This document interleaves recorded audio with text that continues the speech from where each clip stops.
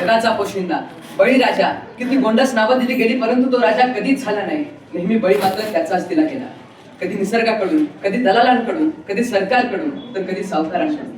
खरा शेतकरी तो असतो जो आपल्या चिलातल्यांचा पोटचा घास मातीमध्ये पेरतो, परंतु त्याला हेही माहित नसतं की पेरलेलं उगवेल का, उगवलेलं टिकेल का, टिकलं तर ते विकेल का, आणि विकलं तर त्याला भाव भेटेल का. अशा असंख्य अनुत्तरित प्रश्नांचा डोंगर समोर असतानाही तो निसर्गावरती विश्वास ठेवतो. परंतु हल्लीचं चित्र पाहता ज्याच्यावरती जास्त विश्वास ठेवावा तोच विश्वासघात करतोय, अशी परिस्थिती निर्माण झाली आहे. आणि म्हणूनच आज मी उत्कर्ष आप्पासो शेडगे, महाराष्ट्राचे मँचेस्टर, वस्त्रनगरी इचलकरंजी मधील सरस्वती हायस्कूल इयत्ता 8वीचा विद्यार्थी आई तुळजाभवानीच्या चरणी नतमस्तक होऊन आपणासमोर विषय मांडतोय, लहरी निसर्ग आणि हताश बळीराजा. यंदाची अतिवृष्टी झाली ती शब्दात सांगण्यासारखी नव्हती. मुळातच दुष्काळी असणाऱ्या मराठवाडा आणि विदर्भातील अनेक जिल्ह्यांमध्ये अतिवृष्टी झाली. नद्यांनी आपले प्रवाह बदलले. छत्रपती संभाजीनगर, जळगाव आणि बीड जिल्ह्यातील अनेक शेतकऱ्यांच्या जमिनी वाहून गेल्या. जनावरे मृत्युमुखी पडली. पशुधन नष्ट झालं. शेतकऱ्याच्या तोंडचा घास गेला. चालू पीक मातीमोल झालं. अहो इतकंच काय, तर घरातील अन्नधान्य सुद्धा वाचलं नाही. मुलींची लग्न, मुलांचं शिक्षण, रोजची रोजी मिळवायची तरी कशी, या चिंतेला माझा बळीराजा हातात झालाय. मराठवाड्यातल्या माझ्या वाहून गेलेल्या शेतकऱ्यांची जमीन परत मिळवायची तरी कशी.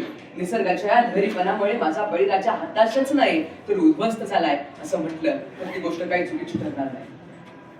अवकाळी पावसामुळे नांदेड जिल्ह्यातील शेतकऱ्यांची झालेली अवस्था आपण पाहिली. ढगफुटीमुळे बारामतीमध्ये वाहून जाणारं पीक पाहिलं.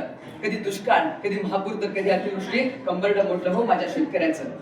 खरं तर आपला देश हा कृषीप्रधान देश म्हणून ओळखला जातो, परंतु अलीकडच्या काळात शेतीच्या बाबतीत घडणाऱ्या घटना पाहता शेती करायची की नाही असा प्रश्न निर्माण झाला आहे. गावगाड्यातील अनेक शेतकरी मुलांची लग्न सुद्धा होत नाहीत. मी शेतकरी आहे हे सांगायची सुद्धा मुलांना लाज वाटू लागली आहे. अडचणी आणि संकट ही तर शेतकऱ्याच्या पाचवीलाच पुजलेले असतात, परंतु आता खचून चालणार नाही. पुन्हा नव्याने उभे राहावे लागेल. शून्यातून पुन्हा सुरुवात करावी लागेल. दुष्काळ पडल्यानंतर सावकारीच्या वया इंद्रायणीमध्ये बुडवून 16व्या शतकात शेतकऱ्याला कर्जमाफी देणारे संत तुकाराम. शेतकऱ्याच्या गवताची काडीही घाण पडू नये म्हणून काळजी घेणारा माझा राजा शिवछत्रपती. या देशाचे धोरण ठरवताना सुटाबुटातील नव्हे तर काबाड कष्ट करणारा अनवाणी पायाचा शेतकरी डोळ्यासमोर ठेवावा, हे इंग्लंडची राणी व्हिक्टोरिया समोर ठामपणे मांडणारे महात्मा फुले असतील किंवा शेतकऱ्याला त्याच्या मालाचा हमीभाव मिळालाच पाहिजे असं लिहून ठेवणारे भारतरत्न डॉक्टर बाबासाहेब आंबेडकर असतील. शेतकऱ्याची बाजू ठामपणे मांडणाऱ्या या महापुरुषांच्या महाराष्ट्रामध्ये जेव्हा शेतकऱ्याची भावना दुखावणारे वक्तव्य केले जातात, तेव्हा या राज्याच्या कृषी मंत्र्यांना राजीनामा द्यावा लागतो. हे तर दुर्दैवच म्हणावं लागेल. काळ्या आईशी इमान राखणारा, ऊन वरात थंडी पावसात अहोरात्र कष्ट करणारा जगाचा अन्नदाता आज खरंच सुखी आहे का, हा खरं तर चिंतनाचा विषय बनला आहे. नैसर्गिक आपत्तीमुळे आपल्या शेतकरी बापाची झालेली अवस्था पाहता त्याचा लहान मुलगा म्हणतो की बाबा तुम्ही नेहमी म्हणायचं की कष्ट केल्यानं माणूस मरत नाही, परंतु शेतात राबता राबता तुमचीच गेली हयात. डोंगरभर कर्ज करून ठेवले मला माझ्या पोरवयात. रोजचं वर्तमानपत्र उघडलं की एक तरी बातमी शेतकरी आत्महत्याची असतेच. मराठवाडा आणि विदर्भामध्ये तर सर्वाधिक शेतकरी आत्महत्या करतात. चंद्रकांत वानखेडे यांनी एका साध्या सत्यासाठी नावाचं पुस्तक लिहिलंय. त्यामध्ये ते असं म्हणतात की जगातील पहिले महायुद्ध, दुसरे महायुद्ध किंवा जगामध्ये जितक्याही महामार्या झाल्या आहेत त्यामध्ये जितकी माणसं मेली नसतील तितक्या या महाराष्ट्रातील शेतकऱ्यांनी आत्महत्या केल्या आहेत. किती भयानक वास्तव आहे हे.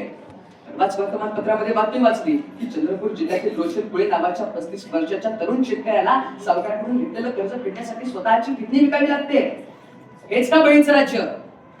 विराट 17 कोटीला गेला, रोहित 15 कोटीला गेला, पण जगाचा अन्नदाता मात्र झाडावर लटकून मेला.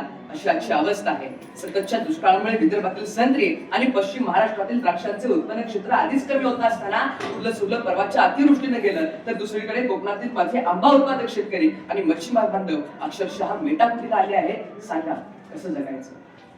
नंतर गेल्या शतकामध्ये आपल्या देशाची लोकसंख्या ही तिपटीला वाढली, परंतु जमीन मात्र तेवढीच राहिली. पण या वाढत्या लोकसंख्येला अन्नाचा तुटवडा कधीच भासू दिला नाही. सर्वांचं पोट भरावं म्हणून राबला तो माझा शेतकरी राजा. परंतु अलीकडच्या बदलत्या निसर्गामुळे आणि हवामान बदलामुळे जगाला जगवणारा शेतकरीच जगेल की नाही अशी परिस्थिती निर्माण झाली आहे. कोरोना सारख्या महामारीच्या काळात जेव्हा सगळं जग बंद होतं तेव्हा माझा शेतकरी राजा